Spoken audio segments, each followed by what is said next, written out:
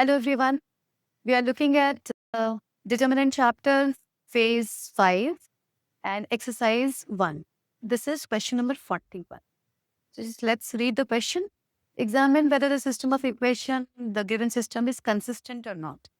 So it is a two equation. So in the world of determinant, it is giving us 2 into 2. So we have to find whether the system of equation is consistent or not. We have to just go back to the theory.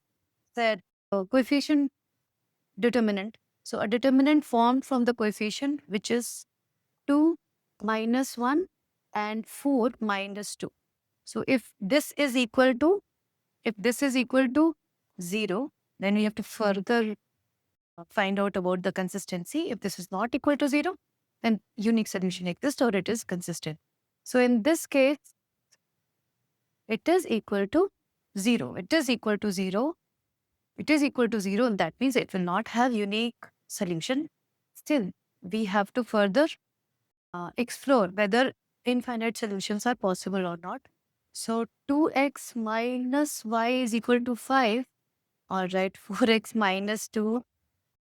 We don't have to look further. This is a case of overlapping lines. It is the coefficients are all same.